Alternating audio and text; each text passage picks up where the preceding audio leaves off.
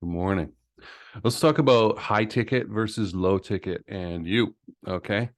I get asked this question a lot. Is high ticket or low ticket better? Which is better? Right. And over the years, I mean, probably know I've been writing online for 10 plus years, and I have opinions just like all intelligent and strong willed people. Right. So, um, in this case, though, I'm willing to change my opinion, change my point of view here over the years. And so if you had asked me that question, which is better, high ticket or low ticket, like 6, 7 plus years ago, I would have had a very powerful, argumented, logical response. Okay. And I would have favored high ticket for many reasons. It allows you a higher cost of customer acquisition.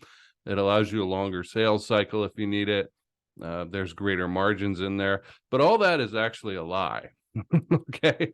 It doesn't matter. It doesn't matter. What this actually comes down to is your personal reaction, your feelings. Okay. You're going to get a feeling in here about it, that price level. Okay.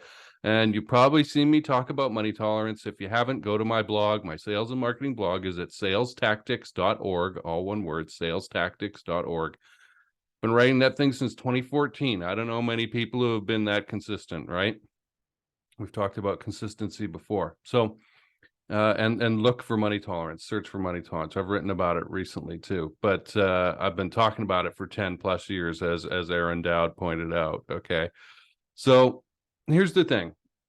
We are far more robotic, me included, than we care to admit. Stimulus response. There's no stimulus gap. Think about it, have a reaction or whatever, look at the reaction, decide what we would actually like to do, and then do it. No, most of the time we are on autopilot, and we need to be, because otherwise, if you had to make a decision about every single thing all the time, you'd go crazy, right? Your life would take way too long. So a lot of the time we're just on autopilot. And I find a lot of people have trouble admitting that. I don't like it. I don't like it, but it's a fact. And so when it comes to this idea of high ticket versus low ticket, we have an automatic response. Something is baked in there for us, probably from when we were kids, right? This is a limiting belief. How much is a lot of money? That's on the high end. Okay. Probably talked about that before. I should make a video about money tolerance too. I think I'll do that.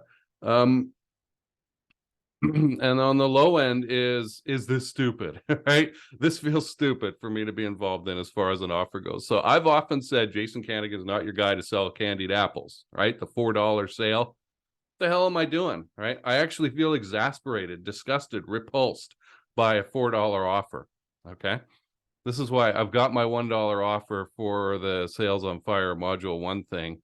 I put it in the comment of yesterday's video, and I don't like sharing it. It feels lame. It feels like I'm cut off from quality there. Well, it can't be very good. That's the very first thing I think of when I see low price. Okay. I'm looking at buying some camping gear right now. I got a Coleman stove and I want all the goodies for it. And I love this blue enameled kind of stuff, right?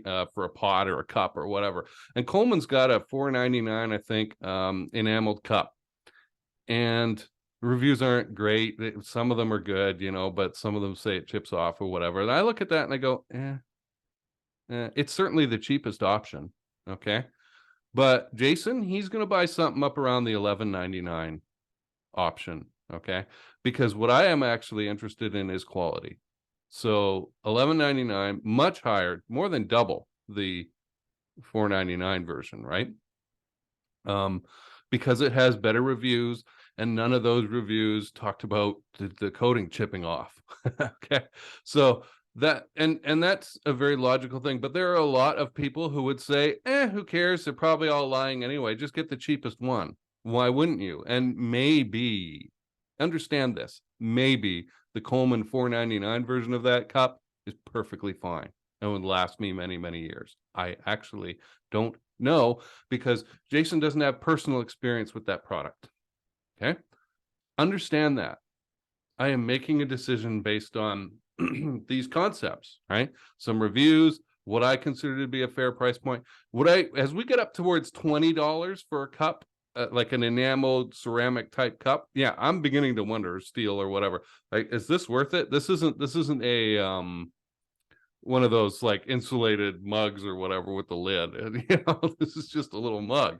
So there is going to come a point, especially by $30. Yeah, I'm not paying that, right? But why not? It's all a fake number. It's all fake meaning, right? One number is no more intrinsically valuable than another. It's just a number, right? I don't really look at a thermometer and go, oh, this is interesting though. But I do actually come to think about it. Like if it's 70 degrees, I'm going to be much happier than if it's 100 or 50. Right.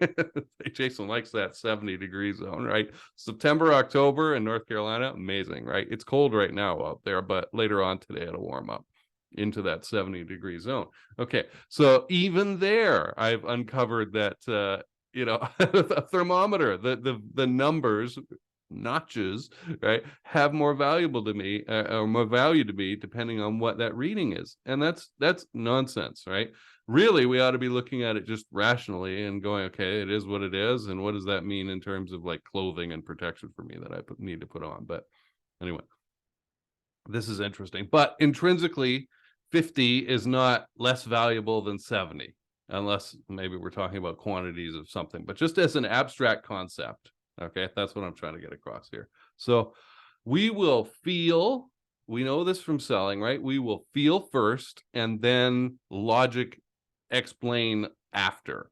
Right. So again, 6+, 7+ years ago, if you'd asked me, Jason, do you like high ticket or low ticket? I would have, very violently argued that high ticket is better for these reasons, and don't waste your time with low ticket. But over the time since, I have become aware that for some people, not me, not Jason Kanigan, but for some people, low ticket is better, right? There's Ron Papay, he's gone now, but that man sold a lot of chicken, rotisserie chicken cookers, right? At 10 or 12 bucks or whatever it was a piece, right?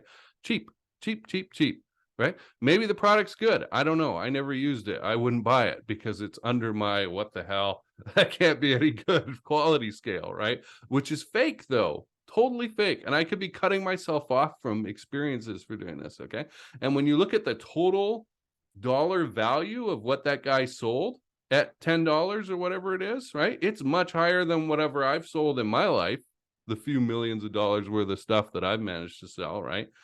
In 20+ years in the sales field. So let's think about that, right? and it's humility. It makes you humble to look at that and go, well, you may despise, you may have this feeling of gross, right? At $4 or $7 or $22 or whatever, but there are people out there raking it in, right?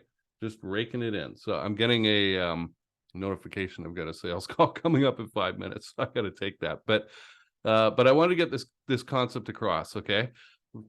That idea of what you should sell, it's really up to your comfort zone. Neither is better, but you will tell yourself lies. You will justify it to yourself logically. You're making a sale to yourself, okay? This goes for the higher end too, right? Like a yacht, who would pay X amount of money for this, right? Millions of dollars. Let's figure out something. Yet people will pay $1,000 for an iPhone, right? If you split it up over enough payments and make it comfortable for them. So watch for these reactions, these self-based reactions that come from this core here. All right, when you say me, your hand's going to go to this spot on your chest, okay? And that's a center for you, but you'll notice reactions coming from there. They're try to be conscious of the fact that we were just installed with these numbers. Neither is better or worse. I've certainly cut myself off from experiences, right, by refusing to promote a $4 product or something like that, right, and really getting into it. Maybe that really would have worked out very well for me.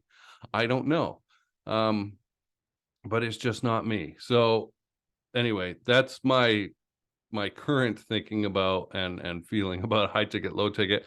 It's far more robotic. We're far more stimulus response than you think.